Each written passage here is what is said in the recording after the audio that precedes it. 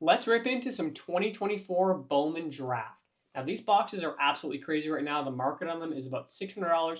I paid less than that. I can tell you guys about how I was able to get it for less than that, but we got a lot of packs open, so I'm going to do that while we're ripping. So we've got our hobby box, and we were able to get it today for, as I said, less than that market price. Now, the shop that I was at running some errands. I was closer to Nash Cards today than I was to Shep's. Shep's is the hobby shop that I normally go to, but Nash was closer.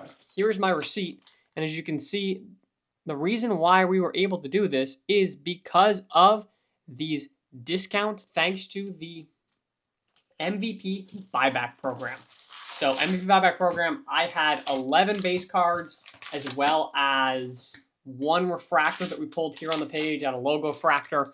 So that definitely helped out $320 off of that $580 for that box, which definitely helped. So $285 I think was what I paid in total.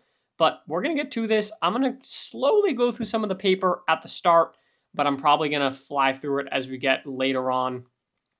Obviously, you're looking for some of the bigger names in terms of first-round draft picks, things like that. But Bowman Draft, we are into our chromes now. The chromes are where you really are looking for them. I don't know this draft class crazy well. Now, this one is cool. Jack Caglianone in tune. Carter Johnson on the refractor, and Chase Allsup on the refractor. That one looks, no, maybe just the angle. So that in tune is a cool looking card. I don't know a ton about this set in terms of inserts, so we'll see. Kind of at the end, I'll look at what we've got, see if there's anything super rare, and it looks like we've got an Aqua Lunar there, which is interesting. I will go through, check out that checklist after, but I got right to ripping. I got home. I didn't want to wait and do the checklist research. I wanted to just open these boxes.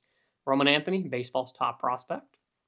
But the insert's not positive in terms of which ones might be super rare case hits. You guys probably know better than I do at this point.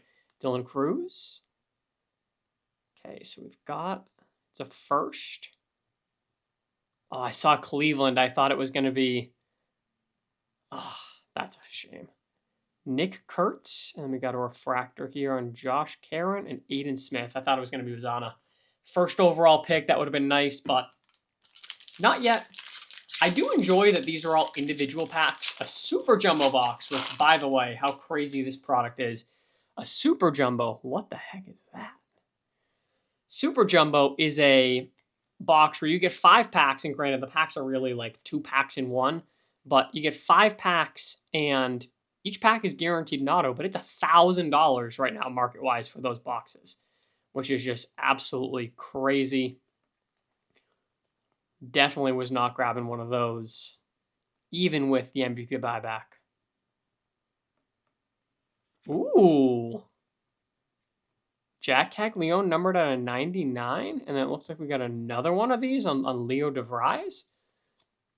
Plasma Power. Dang, that's pretty cool. So a Leo and a Jack. And then we got Ethan Anderson and Luke Kesko. All right. 2 decent Jack Caglianone so far. I like him. He's got he definitely has a solid market. He's a potential two-way player, which would be pretty cool. Whether or not the Royals actually let him do that, it's going to be another big question. Seaver King, I actually know somebody who knows him. Actually built the desk that I'm working on right now and making this video at. Max Clark.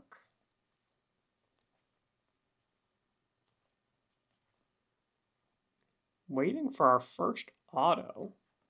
So another one of those powers. So these ones seem to be more, the plasma powers seem to be a more common insert, given that we are at 3, one of them numbered so far. So we got a colored paper card here. And then something, steel? I don't know. Cole Mathis. And I'm sure I'm on these paper cards missing some of the players. I'm going to go through and sort through those later. But paper cards, Arjun Namala, decent prospect for the Blue Jays. He's not the best, but there's definitely worse guys out there. Trying to go through the paper fairly quickly. Nick Montgomery, first in tune Seaver King. So Nick Montgomery was a 5th round pick. Chris Cortez and Walker Jenkins. Dang. You guys see that on that Walker Jenkins? Look at that. That's like 4. It's not 1. That's like 4 indents. It's not that big of a card, so it's not. I'm not going to bother sending that back to Topps, but dang. Not what you like to see. And Jenkins is a solid player, too. That is definitely unfortunate. Is that red? Maybe. Maybe red? Red would be out of 5. That would be pretty cool. There's Bazzana on the first paper.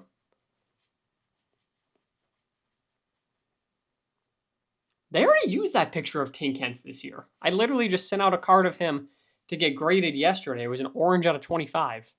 But they've already used that picture. What is this? It is a red. Out of 5, Griffin Burkholder. That's pretty sweet. Red out of 5. Another Jack Caglianone as well. Sheesh, an out of 5 auto. We will take that. Gotta look up and see. The name is familiar, but gotta look up and see when he was drafted. So I'm gonna pause and then I'm gonna tell you when he was drafted.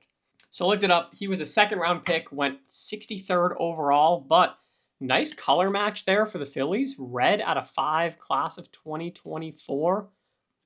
Definitely will take that. That is a very, very nice one. To hit a red auto, definitely odds are against us there. And we've still got 2 autos to go, which is also very nice. So definitely happy there. I mean, obviously you will take a red any way you can get it. Obviously nice. It's not a first, which is the one downside there, but. Okay, so we got a base first auto of Bryce McCage. So McCage was a 2nd round pick as well. We'll sleeve that one up as well because these autos are expensive given how expensive these boxes are. But that is part of the game. Come on. So one more auto to go, but we've got 5 packs to go. So still looking for probably hopefully a couple. There's I think it's just a sky blue. I think that's probably not numbered. I was going to say looking for some numbered. There's a Caglianone. Looking for some more numbered chromes, as well as maybe some firsts of some of those top guys. Feldman Celestin. I am a Celestin fan, so not a first, obviously, but I think he's a really, really talented player. I think he's got great upside and potential for the... And that is a Aqua Wave by the looks of it, but he's a great potential guy for the Mariners. They've got a ton of great young talent right now. Again, has big indent on that. So some QC issues from what I've seen. Outfield for the Twins.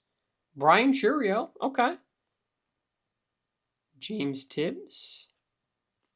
So Churio out of 125. Now he is not related to Jackson Churio. Jason Churio is related to Jackson Churio. But he is the one that is not. We got a Lunar here, it looks like. And one thing to note as well with Bowman Draft is the print run on this is obviously very, very different than the print run on Bowman, where you have base cards that are, you're seeing tons of them in retail. So, you know, a Lunar is a fairly common parallel. Michael Massey. But it's way less common in draft because you're not getting them pulled out of every other pack from retail where the print run is way higher. So we got a yellow here. It is a yellow auto. Okay. So we got a red auto out of 5 and a yellow auto out of 75.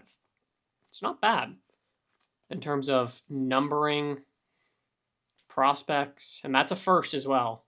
I'm going to see who it is. Clifford, Wilkin. So what team are we looking at? The Angels. Ryan Johnson. So we've got a pitcher auto. That's unfortunate. 2nd round pick, though. So all of our autos were 2nd round picks. Kyle Teal Bryce Eldridge on the refractor. We'll take it out of 75, obviously. Would like to see one of the bigger names. We're down to 1 pack to go.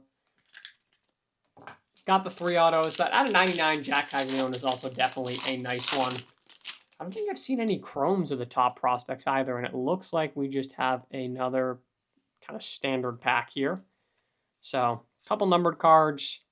I'd say overall we got a good box with the red auto out of 5. If it wasn't for that, I would say it was a bad box. But it's also really hard to be a really good box at $600 a box. So in tune on the Dylan Cruz, Daniel Egan, and Joshua Lugo. So overall, I think there were some pretty solid hits. I mean, I basically pulled out all the inserts and refractors and color here. Brian Churio there. You got the Feldman Celeste on the Sky Blue. The draft night Caglianone, I'm sure, will be solid. Nick Montgomery out of 100. What was he drafted at? The 5th round pick. That's right. That Walker Jenkins that's super damaged. Ethan Anderson. The Jack is a nice one for sure. So you got some solid stuff. I don't think we, outside of that red auto, I wouldn't say that we hit anything crazy. Obviously, that's probably the hit of the box, the best card out of it.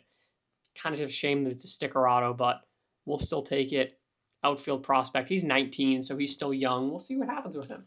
With draft, it's one of those things as well as a lot of times these guys, you got to end up just kind of sitting on and seeing what happens with them.